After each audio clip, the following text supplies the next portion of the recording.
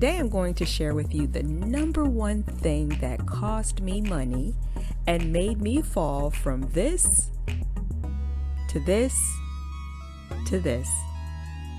Stay tuned to find out what it was. Welcome back. As we all are trying to figure out our journey on how to be successful on TPT, it's so very helpful to look at your data and learn from your mistakes. By now, you've already seen my previous videos to see how well I did on my first and second months on TPT. And let me tell you, I was so very excited and thrilled about making progress in the first and second months of becoming live. However, there is one thing I did in the very beginning of this process that caused me a slight downfall, and I'm going to share it with you today. Let's take a look at this first snapshot. As you can see, I made profit. This represented the highest month thus far since starting on the platform. As you can see, the time in which this occurred was around the beginning of the school year. And this detail is very important because most of the sales generated during that month for me were a reflection of items that were helpful for teachers at the beginning of the year. I sold a lot of newsletters, data collection tools, and syllabus templates. I also uploaded these random PowerPoint slides that complemented a curriculum I used in the previous year. And believe me, those slides were pretty basic. I essentially just added space for objectives and essential questions and uploaded it. To my surprise, as basic as it was, people purchased it. Now let's take a look at this second slide. You can see here there is still some profit being made. It's the month of September, still the beginning of the school year. Again, most of the products sold were, your newsletters, some data collection tools I created, syllabus templates, some of those random PowerPoint slides that I talked about. But you see here there is a slight decline in terms of profit from the previous month. And then we transition into the month of October. Yep, quite depressing. This is a drastic decline from the last couple of months we just took a look at, and you're probably wondering what happened. So a couple of things come to mind, but the first is that, at this point, I noticed that most people weren't really buying the beginning of the year resources I had at my store, and I started very small. Most of the resources were just for the beginning of the school year.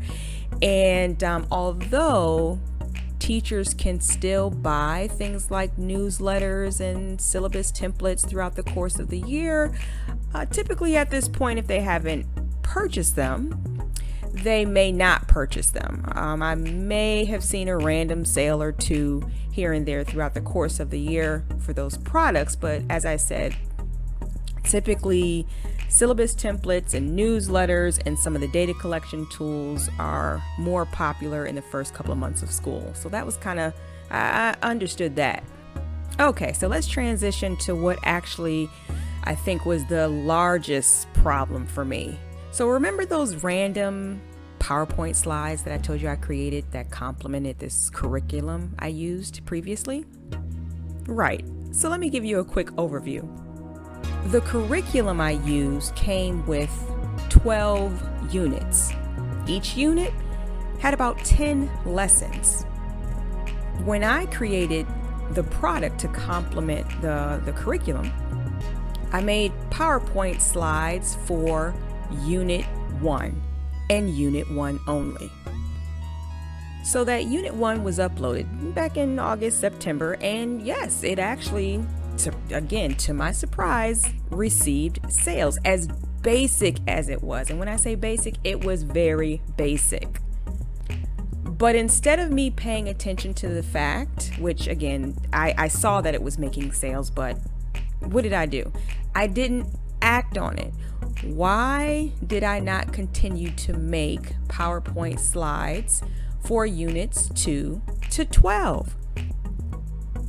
I basically was throwing money away that could have been made. So the number one problem is that I stopped producing more products on items that were actually showing some success in my store. And that's something you never, ever, ever want to do.